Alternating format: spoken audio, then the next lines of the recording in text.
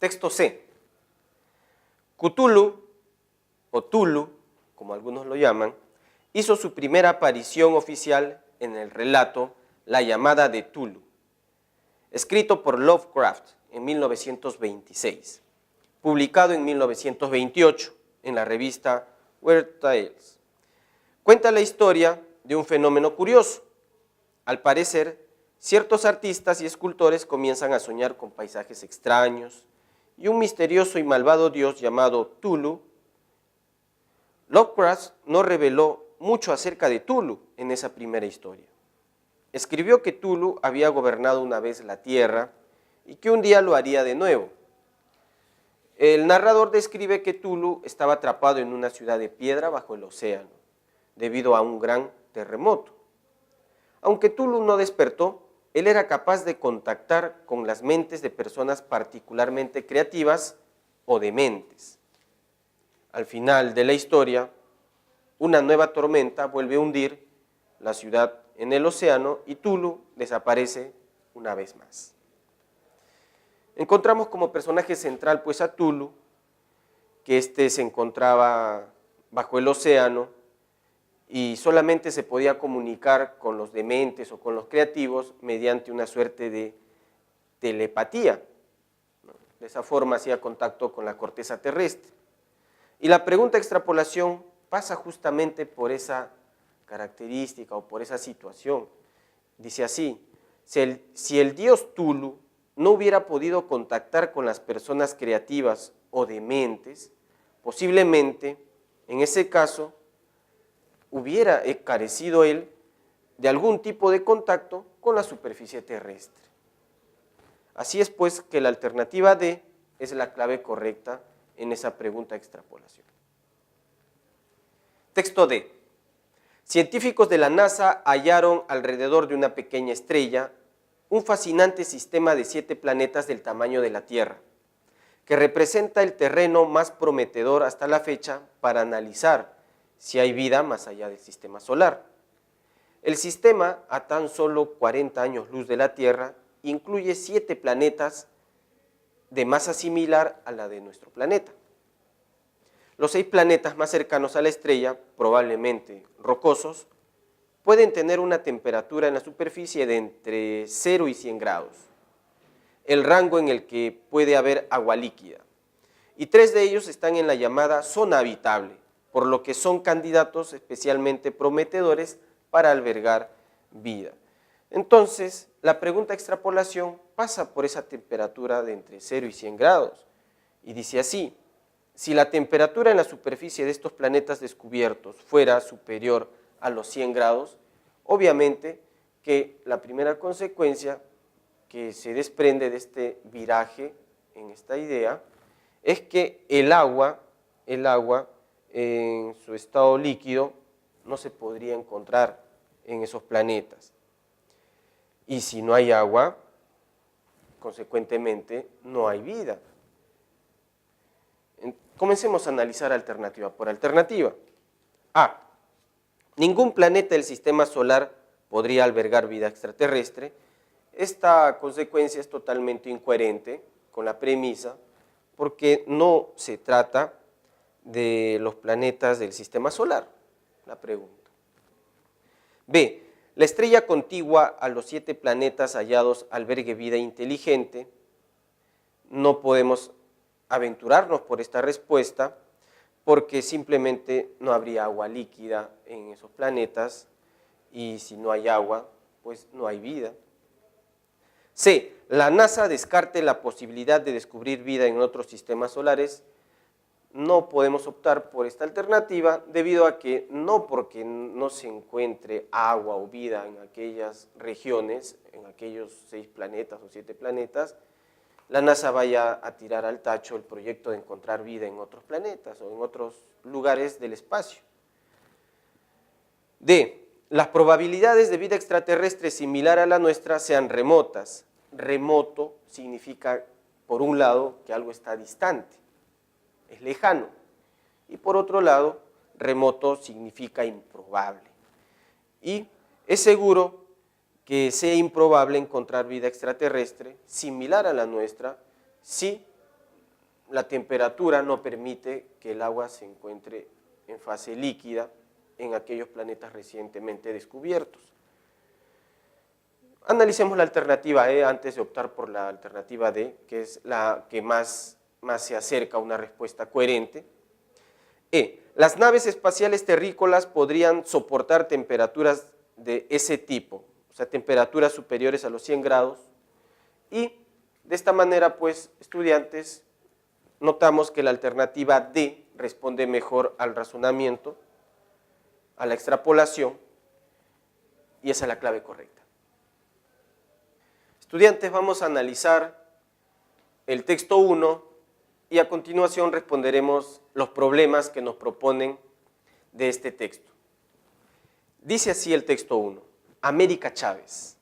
América Chávez, una superheroína latina y lesbiana, salva a un planeta alienígena. Se inscribe en la Universidad Sotomayor y le da un puñetazo a Adolfo Hitler. Todo eso en el primer tomo de esta nueva serie de Marvel. Sin embargo, lo que más se celebra acerca de este cómic es que Gaby Rivera, una autora de libros para jóvenes adultos, que además es homosexual y latina, es quien está escribiendo las aventuras de América Chávez. En este primer párrafo, pues, encontramos que América Chávez es un superhéroe, es un personaje inusual en el mundo de los cómics, porque es latina y además es lesbiana, a diferencia de otros superhéroes como Superman, Batman, etc. Aunque la industria de los cómics ha estado progresando mucho en sus iniciativas para que el mundo real se vea reflejado en sus personajes, no siempre ha sucedido lo mismo con sus creadores. Generalmente han sido hombres blancos y heterosexuales, pero la brecha empieza a reducirse en estos tiempos. En este segundo párrafo encontramos, pues, que quienes creaban los personajes de los cómics o superhéroes eran principalmente hombres blancos y heterosexuales. O sea, se dejaba de lado a personas homosexuales, a afrodescendientes, a latinos, chinos, etc. Continuemos con el párrafo 3. David Walker, un estadounidense negro, está escribiendo una serie de Luke Cage para Marvel, que comienza en mayo. Ese mismo mes se presentará un universo de superhéroes de Lion Force, con un equipo diverso de creadores y personajes, entre ellos Noble, el héroe emblemático que es negro. En este tercer párrafo encontramos, pues, que la presencia de los afrodescendientes se empieza a notar en el mundo de los superhéroes, al menos en Marvel. Continuemos con el siguiente párrafo. Este verano regresarán Kim and Kim, de Black Mask Studios, que trata de dos cazarrecompensas, una mujer transexual y otra bisexual, y es escrita por Madeleine Visaggio, una autora transgénero. Estos proyectos se suman a la creciente lista de series de cómics con protagonistas que reflejan la diversidad. Y he aquí el tema, pues, ¿no? La diversidad se está incluyendo en el mundo de los cómics. Siguiente párrafo, y aquí encontramos una información en inglés. For a long time, the American comic book industry has marginalized and excluded the voices of writers of color, dijo Joseph Philip Illich, editor senior de Lion Forge Comics. Eso ha hecho que algunos fanáticos pidan que quienes creen las historias de esos personajes sean representativos. O sea, esto significa que es el público que consume cómics quienes piden que los creadores de personajes o de superhéroes sean transexuales, sean bisexuales, sean afrodescendientes, sean latinos, etc. Aunque tener diversidad entre creadores y personajes es un paso adelante, hay que hacer más, dijo Illich, quien también escribe para Comic Book Resource, donde destaca la diversidad en los cómics y el entretenimiento popular. La respuesta definitiva no puede ser que la gente solo escriba personajes que reflejen su experiencia, dijo. Parte de la respuesta debería ser que las editoriales con un número significativo de personajes de color cuenten con un número significativo de escritores de color en su equipo creativo. A fin de cuentas, cuanto más diversas sean las voces, más abarcadora será la cosmovisión que habrá en tu ficción. Entonces, ¿qué notamos en esta lectura, jóvenes? Que la diversidad viene irrumpiendo, viene teniendo presencia en el mundo del cómic. Vamos con la primera pregunta. El tema central del texto. Comencemos con la alternativa A. La opción sexual de la superheroína América Chávez. El problema con esta alternativa, estudiantes, es que América Chávez solamente aparece en el primer párrafo y nada más. Es un buen ejemplo, claro, de la presencia de la diversidad en el mundo de los cómics. Pero recuerden que el tema central aparece desde el inicio hasta el final, se reitera constantemente de una manera tácita o explícita. Y si optamos por esta alternativa, pues dejaremos de lado a personajes como Kim and Kim, dejaremos de lado a personajes como Noble, etc. Así pues que descartamos la opción A. Continuemos con la opción B. La discriminación de género en los cómics de Marvel. Para que esta sea la clave correcta, pues en el texto se tuvo que haber explicado cómo se llevaba a cabo la discriminación de género. Además, que no solamente el texto versó sobre la discriminación de género, sino también de raza. Entonces, faltan datos para optar por esta alternativa.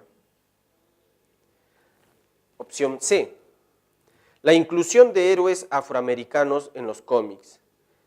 Es tentativa esta respuesta, porque muchas veces aparecieron héroes afroamericanos, negros, como dice la lectura. En cambio, o sin embargo, si optamos por esta alternativa, dejaremos de lado a América Chávez, que no era una heroína afrodescendiente o afroamericana, sino que era latina. Por ser exclusiva, esta respuesta la descartamos, dado que el tema central no puede excluir de tal manera. Continuemos con D. La mayor inclusión social en el mundo de los cómics. Recuerden que en el texto se dijo que con la presencia de latinos, afrodescendientes, bisexuales y transexuales, el mundo real viene teniendo cabida en los cómics. Y esta alternativa suena muy bien, prometedora. Si la clave E no responde, no satisface nuestros problemas, entonces D sería la respuesta correcta. ¿Qué dice E? La nueva oleada de escritores en los cómics de Marvel. El tema no solamente es la nueva oleada de los escritores, sino los personajes de los cómics en relación a sus creadores. Entonces, dedo es la mejor alternativa para este primer problema. Continuemos con el segundo problema, estudiantes. Y en este caso es una pregunta por el sentido contextual. El término es brecha. ¿Qué connota brecha? Recordemos que hace un tiempo, según la lectura, solamente escritores blancos y heterosexuales se encargaban de la creación de personajes o de superhéroes en los cómics. En cambio, ahora esa brecha se reduce porque se incluyen además afrodescendientes, se incluyen latinos, se incluyen transexuales, bisexuales y otras tendencias que representan a la diversidad que van plasmando sus vivencias en el mundo de los cómics. Así pues, brecha tiene que connotar distancia. No hay otra alternativa, porque la maraña es un enredo, y en este caso no hay un lío, no hay un enredo, no hay un embrollo, no hay una confusión, sino que hubo un tiempo de marginalización, se dejaba de lado a los creadores diversos para optar por un tipo específico y no hay ningún enredo, ¿no?, en ese caso. Tampoco puede ser respuesta, menos demora, ni prontitud. La clave correcta es avión, distancia. El tercer problema parte del pasaje en inglés, que dice así, de la cita, "The American comic book industry has marginalized and excluded the voices of writers of color." Se desprende que, ¿qué dice este pasaje en inglés? La industria americana de los cómics ha marginalizado o ha marginado y excluido las voces de escritores de color. Por ejemplo, afrodescendientes no tenían cabida en el mundo de los cómics como creadores de personajes. Entonces, comencemos con A. Hay una rigurosa selección intelectual entre los escritores de cómics. La intelectualidad no es un tema que se haya tocado en la lectura. No se escogían personajes afrodescendientes o afroamericanos, no porque sean menos intelectuales y porque los blancos sean más intelectuales. No se ha mencionado ello en la lectura. Entonces, esta alternativa es muy peligrosa. Se puede problematizar. Opción B. Existe una brecha de desigualdad en la industria estadounidense de cómics. Obviamente, si se prefería a creadores blancos y heterosexuales para dejar de lado a bisexuales, transexuales, latinos y afrodescendientes, es porque había una desigualdad manifiesta, clara y patente en la industria estadounidense de los libros de cómics. Y esta es la clave que mejor satisface y responde a nuestra pregunta. Las otras tienen que ser incoherentes y efectivamente lo son. Seguimos con la pregunta número 4, que dice así: ¿es incongruente con el texto afirmar que la incorporación de personajes homosexuales en los cómics? Esta es una pregunta de incompatibilidad. Entonces, comencemos a buscar la respuesta. La incorporación de personajes homosexuales en los cómics es de gran importancia para muchos lectores. En efecto, recuerden que hay lectores que exigen a estas casas editoras de cómics que se incluyan más personajes diversos para que las voces sean mucho más diversas, para que la cosmovisión que se representa en estos cómics sea mucho más rica, para que se mejore la ficción.